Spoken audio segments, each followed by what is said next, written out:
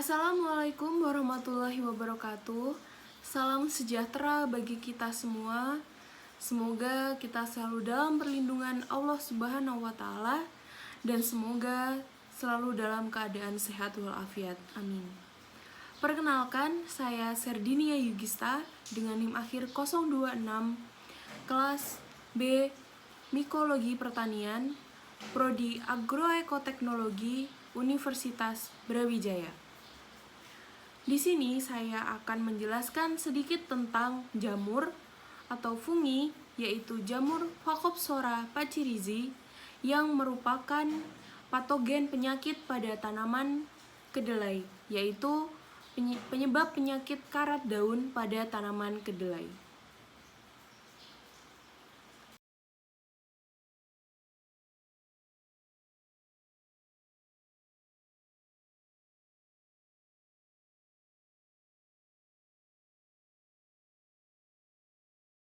Saya akan memulai menjelaskan dari apa itu jamur atau fungi. Jamur atau fungi adalah organisme yang tidak berklorofil atau biasa disebut dengan eukariotik.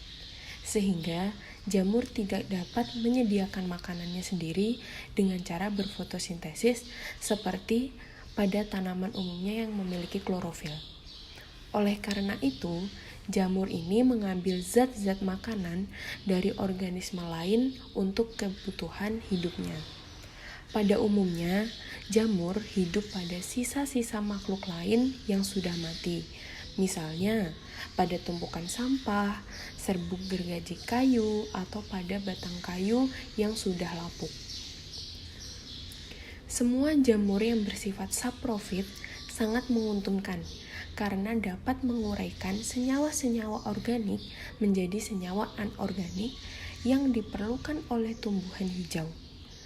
Jamur dapat membusukkan sisa-sisa makhluk hidup, sehingga berperan dalam mengembalikan mineral tanah. Dengan demikian, jamur dapat berperan dalam menyuburkan tanah. Menginjak pada peranan jamur. Peranan jamur ini ada jamur yang menguntungkan dan ada jamur yang merugikan. Jamur yang menguntungkan antara lain yang pertama yaitu Khamir Saccharomyces. Ini berguna sebagai fermentor dalam industri keju, roti, dan juga bir. Yang kedua yaitu jamur merang. Jamur merang ini berguna sebagai bahan pangan yang memiliki protein tinggi. Yang ketiga ada jamur kuping. Jamur kuping ini hidup di kayu lapuk dan juga dapat dimakan serta dikembangkan. Dan ada juga jamur Pilobolus. Jamur Pilobolus ini dapat menguraikan sampah organik berupa kotoran hewan. Yang selanjutnya, peranan jamur yang merugikan antara lain yang pertama, Ustilagomaides. Ini merupakan parasit pada tanaman jagung dan tembakau. Yang kedua, Plasmodiaphora brassicae. Biasanya menyerang tanaman kubis-kubisan seperti penyakit akar gada atau yang biasa disebut dengan akar bengkak. Yang ketiga, Pyricularia oryzae. Ini merupakan jamur yang mengakibatkan penyakit blast atau busuk leher pada tanaman padi. Dan ada jamur Phacopsora pachyrhizi, menyebabkan penyakit karat pada tanaman kedelai. Ini terdapat beberapa contoh dari jamur yang menguntungkan dan jamur yang merugikan. Dari yang pojok kiri di atas ini merupakan gambar dari jamur merang dan di sebelah kanannya itu ada jamur kuping. Dan 3 gambar yang di bawah ini merupakan contoh dari jamur yang merugikan yang menyerang tanaman dan mengakibatkan penyakit. Yang pertama, yang di pojok kanan bawah itu ada Ustilagomaides yang menyebabkan penyakit bengkak pada tanaman jagung. Yang di tengah itu ada penyakit akar ganda atau akar bengkak yang disebabkan oleh Plasmodiofora brassicae. Dan yang terakhir, yang pojok kiri bawah itu merupakan gambar dari penyakit blast atau busuk leher pada tanaman padi yang disebabkan oleh bakteri Pyricularia oryzae. Filum atau divisi jamur. Jamur memiliki 5 filum yang masing-masing filumnya juga memiliki ciri-ciri dan khasnya yang berbeda. Yang pertama ada Zygomicota, Chytridiomycota, Ascomycota, Basidiomycota, dan Deuteromycota. Saya akan membahas lebih jauh di sini khusus untuk filum Basidiomycota. Filum Basidiomycota ini sangat mudah untuk dikenali karena memiliki ciri khas yaitu mempunyai badan buah atau semacam pelindung tambahan bagi jamur yang di dalamnya terisi oleh spora-spora jamur. Spora-spora yang terlindungi ini akan lebih tahan terhadap keadaan ekstrim.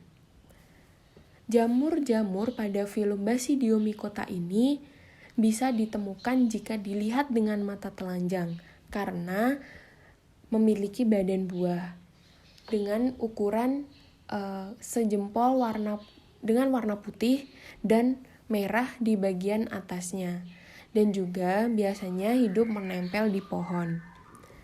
Filum Basidiomycota ini terdiri lebih dari 30.000 spesies di dunia. Filum ini dinamakan dengan Basidio karena bentuknya seperti gada.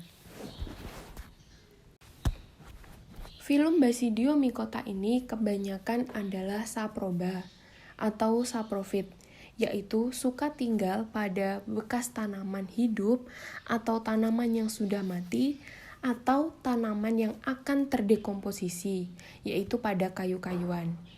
Mereka akan mendekomposisi kayu-kayu tersebut. Salah satu contoh yang bisa dimakan yaitu jamur Calentos atau Lycoperdon pratense. Salah satu contoh spesies dari filum Basidiomycota adalah Phacopsora pachyrizi, yaitu merupakan jamur penyebab penyakit karat daun pada tanaman kedelai. Jamur ini memiliki klasifikasi dengan kingdom fungi, filum Basidiomycota, kelas Urediniomycetes, subkelas Incerasides, famili Phacopsoraceae, genus Phacopsora, dan spesies Phacopsora pachyrizi. Adapun ciri-cirinya yaitu cendawan Phacopsora pachyrizi merupakan parasit obligat. Jika di lapangan tidak terdapat tanaman kedelai, spora hidup pada tanaman inang lain.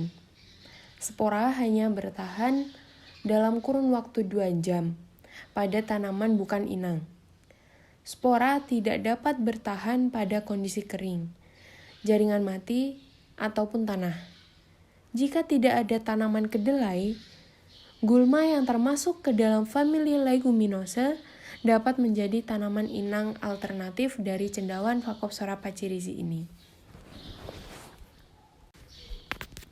Phacopsora pachyrizi mempunyai uredium pada sisi bawah dan atas daun, berwarna coklat muda sampai coklat, bergaris tengah 100 hingga 200 mikrometer, seringkali tersebar merata memenuhi permukaan daun. Jamur ini mempunyai uredium pada permukaan daun bagian atas dan bagian bawah, berbentuk tonjolan seperti gunung api kecil. Urediumnya berbentuk seperti pycnidium, mirip dengan gunung api kecil. Uredium dibentuk di bawah epidermis. Jika dilihat dari atas, akan berbentuk bulat atau jorong. Spora cendawan dibentuk dalam uredium dengan diameter 25 hingga 50 mikrometer sampai 5 hingga 14 mikrometer. Urediospora berbentuk bulat telur, berwarna kuning keemasan sampai coklat muda, dengan diameter 18 hingga 34 mikrometer sampai 15 hingga 24 mikrometer. Permukaan urediospora ini bergerigi. Urediospora akan berkembang menjadi teliospora yang dibentuk dalam telia. Telia berbentuk bulat panjang dan berisi 2 hingga 7 teliospora. Teliospora berwarna coklat tua, berukuran 15 hingga 26 mikrometer sampai 6 hingga 12 mikrometer. Stadium teliospora jarang ditemukan di lapangan dan tidak berperan sebagai inokulum awal. Selanjutnya yaitu reproduksi pada filum Basidiomycota. Secara umum, jamur dalam filum Basidiomycota ini bereproduksi melalui 2 cara, yakni dengan cara seksual dan aseksual. Alat reproduksi seksualnya berupa basidium. Di dalam basidium terjadi peleburan inti serta meiosis yang menghasilkan 4 spora seksual haploid, yakni basidiospora. Sedangkan pada reproduksi aseksual Basidiomycota dilakukan dengan cara hifa haploid membentuk struktur konidia melalui pembelahan mitosis yang menghasilkan konidiospora. Spora-spora tersebut kemudian akan diterbangkan oleh angin.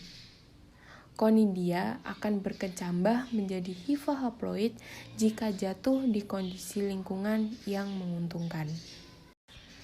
Ini merupakan gambar dari proses reproduksi seksual dan juga reproduksi aseksual pada filum Basidiomycota. Yang selanjutnya ada akibat dari jamur Phacopsora pachyrhizi, yang tentunya ini adalah akibat negatifnya ya. Phacopsora pachyrhizi menyebabkan penyakit karat daun pada tanaman kedelai, umumnya tanaman yang belum tua, serta dapat menyebabkan hampanya polong dari tanaman kedelai. Pada serangan yang berat, daun-daun tanaman kedelai akan rontok. Apabila tanaman yang terserang ini disentuh, maka sporanya akan berterbangan dan akhirnya hinggap pada tanaman sehat, sehingga dapat menyebabkan tanaman yang sehat tersebut juga ikut terserang oleh jamur ini. Selain dari sentuhan, spora dapat terbang melalui angin yang berhembus. Patogen menginfeksi daun kedelai terutama pada musim kemarau, mulai tanaman berumur 14 hingga 21 hari sampai menjelang panen.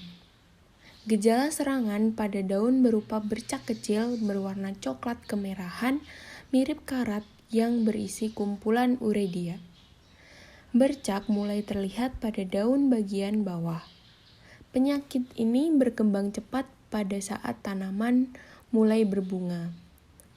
Serangan yang parah menyebabkan daun gugur dan biji mengalami pemasakan lebih awal. Serangan penyakit bermula dari bawah, kemudian berkembang ke daun bagian atas dengan bantuan percikan air atau terbawa oleh angin. Kelembapan udara yang sangat tinggi atau lebih dari 90% selama lebih dari 12 jam dengan suhu malam 20 hingga 25 derajat Celcius sangat sesuai bagi perkembangan penyakit. Gejala lain yang ditimbulkan dari cendawan Phacopsora pachyrhizi pada tanaman kedelai ini ditandai dengan munculnya bercak klorotik kecil yang tidak beraturan pada permukaan daun. Pada umumnya, gejala karat muncul pada permukaan bagian bawah daun. Bercak tersebut kemudian berubah menjadi coklat atau coklat tua dan membentuk pustul. Pustul ini merupakan kumpulan dari uredium. Pustul yang telah matang akan pecah dan mengeluarkan tepung yang warnanya seperti karat besi. Tepung tersebut merupakan kantung-kantung spora yang disebut uridium dan berisi uridiospora. Penyakit karat menyebabkan daun menjadi kering dan rontok sebelum waktunya. Di sini juga terdapat gambar dari siklus penyakit karat daun pada tanaman kedelai yang diakibatkan oleh cendawan Phacopsora pachyrhizi. Bisa dilihat di gambar seperti ini siklusnya. Dan ini merupakan gambar dari kenampakan karat daun yang menyerang pada tanaman kedelai. Terdapat bercak-bercak kecoklatan pada daun. Pengendalian penyakit karat daun pada tanaman kedelai ini bisa menggunakan varietas tahan maupun menggunakan bahan-bahan nabati maupun hayati.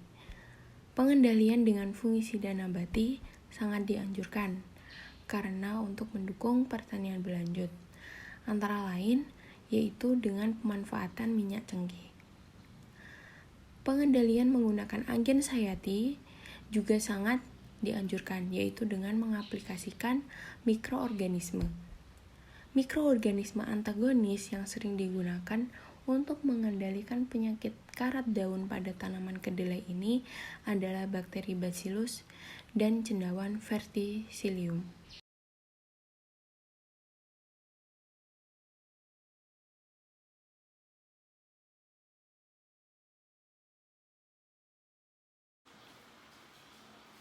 Sekian sedikit penyampaian tentang jamur Phacopsora pachyrhizi, penyebab penyakit karat daun pada tanaman kedelai.